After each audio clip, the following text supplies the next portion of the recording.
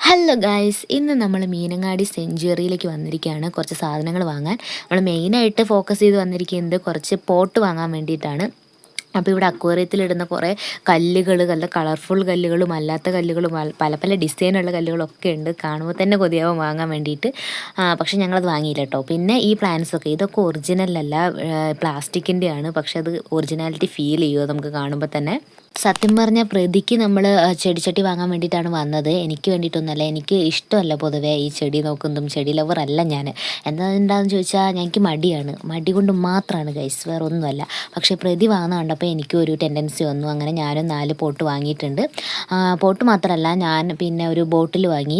ഒരു വലിയ ബോട്ടിൽ, 2 ലിറ്ററിൻ്റെ ഒരു ബോട്ടിൽ, പിന്നെ ഒരു കമ്മലൊക്കെ ഇട്ട് വെക്കുന്ന ഒരു ബോക്സ്, പിന്നെ ഒരു ട്രേ, ഐസ് ക്യൂബൊക്കെ നിറച്ച് വെക്കാൻ പറ്റിയൊരു ട്രേയും വാങ്ങി.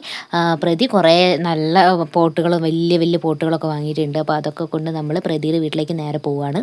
അപ്പോൾ അവിടെ ചെന്നപ്പോഴാണെങ്കിൽ പ്രതി ഓൾറെഡി അവിടെ കുറേ ഇൻഡോർ പ്ലാന്റ്സ് ഒക്കെ സെറ്റ് ചെയ്ത് വെച്ചിട്ടുണ്ട്. ബാൽക്കണിയിൽ നല്ല അടിപൊളിയായിട്ട് സെറ്റ് ചെയ്തിട്ടുണ്ട്.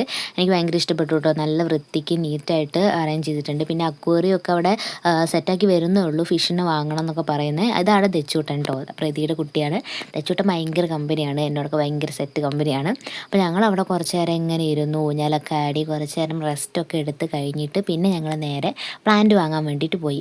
നഴ്സറിയിലേക്ക്, ഐക്കര നഴ്സറിയിലേക്കാണ് പോയത്. അവിടെയാണെങ്കിൽ ഫുൾ കളർഫുൾ ചെടികൾ. നമ്മൾ ഇൻഡോർ പ്ലാന്റ് വാങ്ങാനാണ് വന്നത് ആക്ച്വലി. അപ്പോൾ ഇൻഡോർ പ്ലാന്റ്സിൻ്റെ വെറൈറ്റി കളക്ഷൻസ് അവിടെയുണ്ട്. കണ്ടിട്ട് എന്തൊക്കെയാണെന്ന് തന്നെ എനിക്ക് മനസ്സിലാവുന്നില്ല. പിന്നെ കുറേ നമ്മളുടെ പറമ്പിലൊക്കെ ഉള്ള ചെടികൾ പോലെ അതുപോലത്തെ സിമിലാരിറ്റി ഉള്ള കുറേ ചെടികളും ഉണ്ട്.